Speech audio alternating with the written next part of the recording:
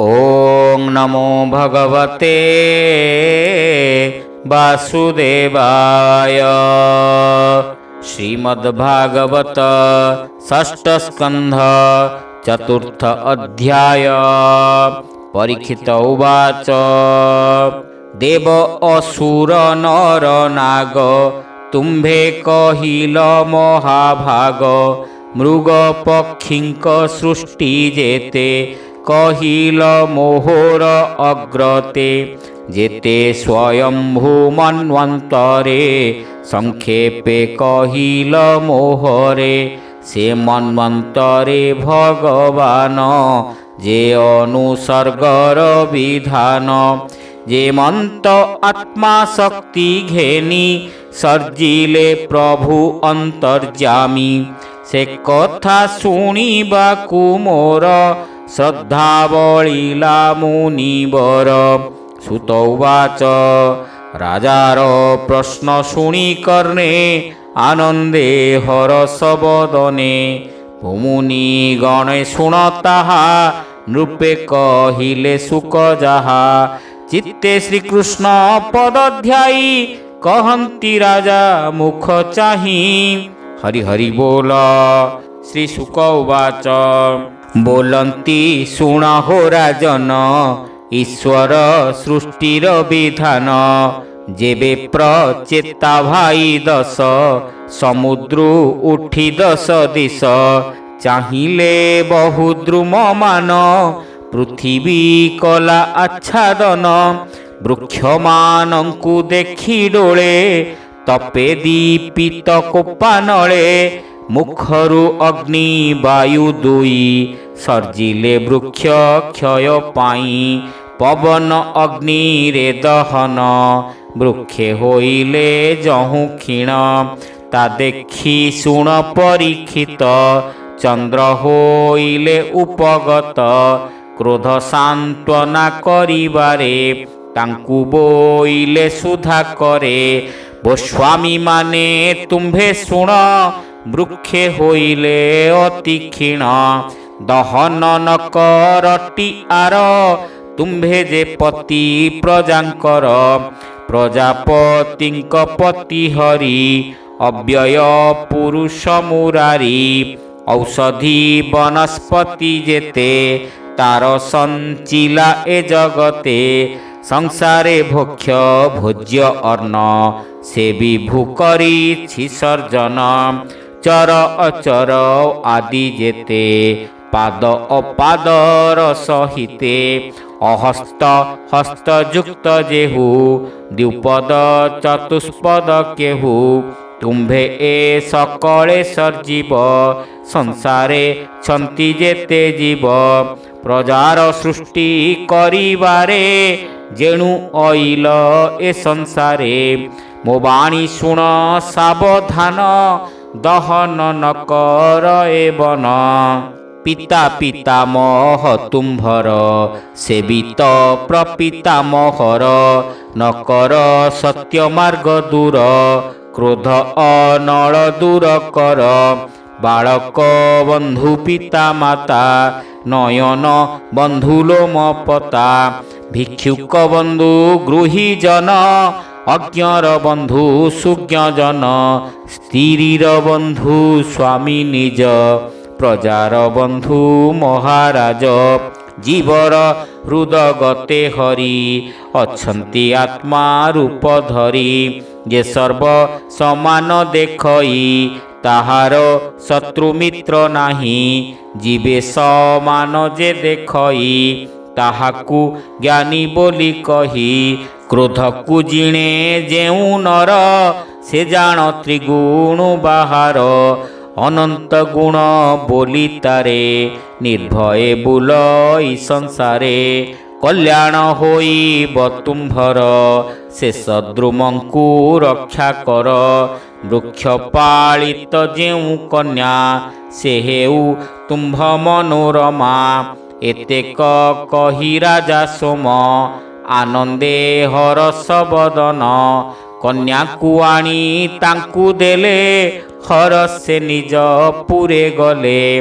सेमाने कन्या प्राप्त होई विवाह कले दया बही ताहांक बीर्जे से कन्यार जन्मिले दक्ष वेदवर जाहार प्रजार सर्जने प्रजा पुरिले त्रिभुवने हेमंते दक्ष प्रजापति सर्जिले सर्वभूत स्थिति मानसे बीज अबाजाहा सर्जिले शुण कहु ताहा प्रथमे मनु कला जात से प्रजापति लोकनाथ देव असुर नर आदि आकाश जल स्थल सिद्धि प्रजा अवृद्धि देखी दक्ष मनरे कले अति दुख विंध्य पर्वत कुसे जाई तप आरंभ कले तही तक्षणे करी आचमन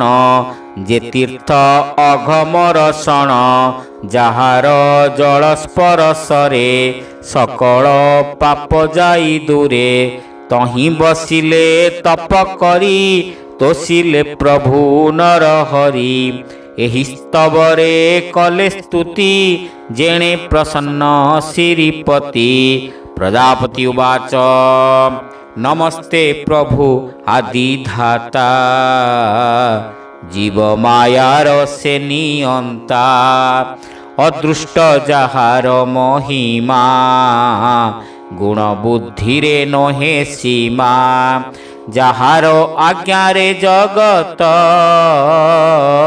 नमस्ते प्रभु आदिभूत जहार सखा अटे जीव न जाने ताहार प्रभाव ए देहे समान बसई तथापि जीवन जानई संसारे अछि पूर्ण होई जहार शत्रु मित्र नाही जार चरित असंभव नमस्ते प्रभु स्वयंभुव प्रकाश इंद्रिय गणर जेन्हे विषय अगोचर गुणर गुण प्राय होई से महेश्वरंकु नमई देह इंद्रिय प्राण मन जे भूत मात्रादि पंचम एमाने निज स्वरूपकु न जाने केहि जे काहाकु जीव जे ए सर्व जानई से जीव जाकु न जानई सर्वज्ञ अनंत अटई ताहांकु दंडवत मुहि जहार गुण ए संसारे श्रुति स्मृति रे अगोचरे सकल भूतरे जे थाई ताहाकु केहि न जानई समाधि जोगे दृष्टि स्मृति बिना से जे होए प्रतीति केवल स्वरूप ज्ञान रे अशेष घटे जे हुपुरे जे हंस शुद्ध चित्त घर ताहांकु मोर नमस्कार हृद पद्मरे जाकु धरी पंडिते तपकु आचरी हरि हरि बोल सर्व विषया मायाजार निशेष मोक्ष सुख घर सर्वस्वरूप सर्वनाम सकल जहार भियाण से प्रभु हुअन्तु प्रसन्न सर्वकारण भगवान भजन करन्ति जे जने बुद्धि इंद्रियर वचने जे प्रभु एतु अगोचर ताहांकु मोर नमस्कार जहा ठावरे जहा तहु जे सर्वरूप एक देहु जे कार्य कराई करई ତାହାର ତହୁଁ ଆନ ନାହିଁ। ପରମ ପରେ ଯେହୁ ପର ଆଦ୍ୟହୁ ସିଦ୍ଧ ଯେ ଈଶ୍ୱର। ଏମନ୍ତ ଯେହୁ ପରମ ବ୍ରହ୍ମ ତାହାଙ୍କୁ ନମସ୍କାର ମମ। ନିଜ ଶକ୍ତି ମାନେ ଯାହାର ବକ୍ତାବାଦୀ ମାନଙ୍କର ବିବାଦେ ବିସମ୍ବାଦ କରି ପ୍ରାଣୀମାନଙ୍କ ଚିତ୍ତ ହରି।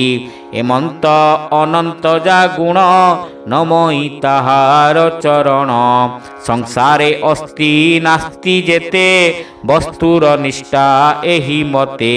ସାଂଖ୍ୟ ଯୋଗରେ ପ୍ରବର୍ତ୍ତିତ ସେ ସମ ଅଳପ ବହୁତ। ଭିନ୍ନ ବିରୁଦ୍ଧ ଧର୍ମ ସେହି ତା ବିନୁ ଆନ କେହି ନାହିଁ। ପଦ୍ମପାଦରେ ଯେ ଭଜଇ ତାହାର ଅନୁଗ୍ରହ ପାଇ। ଜନ୍ମଇ ନାମ ରୂପ ଧରି ଶରୀର ବହଇ ଯେ ହରି। ସେ ପ୍ରଭୁ ହୁଅନ୍ତୁ ପ୍ରସନ୍ନ ସର୍ବକାରଣ ଭଗବାନ। ସୁକୃତ ଜ୍ଞାନ ପଥେ କରି ସେ ପ୍ରଭୁ ସର୍ବ ଘଟେ ପୁରୀ। ଶୋଭା ପାଉଛି ଅନୁକ୍ଷଣ ଅଖିଳ ପ୍ରାଣ ନାରାୟଣ। ପୃଥିବୀ ଗୁଣ କୁବସାଇ ଅନିଳ ଯେଶ ନେବ ହଇ। ସେ ପ୍ରଭୁ ମହିମା ଏମନ୍ତ ପୂର୍ଣ୍ଣ ମୋ କରୁ ମନୋରଥ। ହରି ହରି ବୋଲ। ଶୁକବାଚ ଏମନ୍ତେ ଦକ୍ଷ ସ୍ତୁତି ଶୁଣି ପ୍ରସନ୍ନ ହେଲେ ଚକ୍ରପାଣି। ତକ୍ଷଣେ ଅଘମର ଶଣ ଆସି ମିଳିଲେ ନାରାୟଣ। ଶୁଣ ହେ କୁରୁ ନୃପବର ଭକ୍ତ ବତ୍ସଳ ଚକ୍ରଧର। ଆରୋହୀ ଜାନ ଖଗରାଜ ଲମ୍ବ ସୁନ୍ଦର ଅଷ୍ଟଭୁଜ। ଶଙ୍ଖ ଚକ୍ର ଚର୍ମ ଖଡ଼ଗ ଗଦା ଅସିପାସ ସାରଙ୍ଗ। ଧରିଣ ଅଛନ୍ତି ଅଷ୍ଟକର ଅଦ୍ଭୁତ ରୂପ ମନୋହର। ପୀତବସନ ଘନ ଶ୍ୟାମ ବଦନ ଇକ୍ଷଣ ପ୍ରସନ୍ନ। ନିବିଡ଼ ଅଙ୍ଗେ ବନମାଳ ଶୋଭିତ ମକର କୁଣ୍ଡଳ। ଶ୍ରୀବତ୍ସ କୌସ୍ତୁଭ ସାଜେ କିରୀଟ କଙ୍କଣ ବିରାଜେ। କାଞ୍ଚି ଅଙ୍ଗଦ ରତ୍ନ ମୁଦି ବଳୟ ନୂପୁର ପ୍ରସିଦ୍ଧି। ରୂପ ତ୍ରୈଲୋକ୍ୟ ମନୋହର ଧରିଣ ବ୍ରହ୍ମାଣ୍ଡ ଠାକୁର। ନନ୍ଦ ସୁନନ୍ଦ ଆଦି ଯେତେ ବେଷ୍ଟିତ ହୋଇଣ ସମସ୍ତେ ବିଷ୍ଣୁଙ୍କୁ କରନ୍ତି ଭଜନ। ସିଦ୍ଧ ଗନ୍ଧର୍ବ ଯେ ଚାରଣ ଅତି ଅଦ୍ଭୁତ ରୂପ ହରି। ଦକ୍ଷ ଦେଖିଣ ଭୟ କରି ନମିଲେ ଦଣ୍ଡବତ ହୋଇ। ଆନନ୍ଦ କେ ପାରିବ କହି ହରସେ ବିହ୍ୱଳିତ ମନ। ମୁଖରୁ ନ ସ୍ଫୁରେ ବଚନ ଇନ୍ଦ୍ରିୟଙ୍କରେ ପୂର୍ଣ୍ଣ ମନ। ନିର୍ଝର ହ୍ରାଦି ନିଜେ ସନ ମୋର ଭକତ ପ୍ରଜା କାମ। ଏମନ୍ତ ଜାଣି ଭଗବାନ ସକଳ ପ୍ରାଣୀଙ୍କର ମନ। ଜାଣନ୍ତି ପ୍ରଭୁ ନାରାୟଣ ପ୍ରଜାପତିଙ୍କି ଚାହିଁ ହରି। କିଛି ବୋଇଲେ ଦୟା କରି ଭଗବାନ ବାଚ ହେ ପ୍ରଜାପତି ମହାଭାଗ। ତୁମ୍ଭରେ ମୋର ଅନୁରାଗ ଯେଣୁ ଭକତି ଦୃଢ଼ ମନେ ଭଜିଲ ମୋହର ଚରଣେ। तोहर तपे प्रजानाथ प्रसन्ने हेलु उपगत जेणु तो तप जनहित प्रसन्न हेलु प्रजानाथ भक्त मानंकर संतति निरत मने मोहि चिंती ब्रह्मा शंकर मनुबर तुम्भे इंद्रादि देववर उद्भव प्राणी मानंकर तुम्भे जे विभूति मोहर तपस्या मोहर हृदय वेद वेदांग मोर देह क्रिया आकृति मोर जान यज्ञ मोहर अंगमान मोहर आत्मा धर्म जान देवता माने मोर प्राण बाह्य अंतरे मोहि थाई सकल आदि भूत मोहि संसारे सर्वरूप होई अव्यक्त रूपे मोहि थाई नामरे अवशेष होई मोतहु अन्य केहि नाही अनंत गुणे मु अनंत मोर गुणरु सर्वे जात गुण शरीर कु धइले स्वयंभू देह कु पाइले स्वयंभू सृजने संसार न देखी समर्थ आत्मार सृष्टि करिबा चित्ते धरी उद्यम कले से विचारी बोइलु आंभ वाक्य कर घोर तपस्या कुआचर सृष्टि करता तुम्भे काहीं तपर बळे सृष्टि होई पंचजनर एकु मारी असिक्नी नामे जे सुंदरी एहाकु पत्नी भावे तोर ग्रहण करी सृष्टि कर मैथुने हेब बड़ शोभा आनंदे हुआ शुभे विभा तुम्भर ठारू प्रजा जेते मैथुने होई बजगते मोर मायारे मोहि हेबे हर से संसार करिबे हरि हरि बोल सुक उवाच एतेक कही भगवान अखिल संसार कारण स्वप्ने कहिला प्राय करी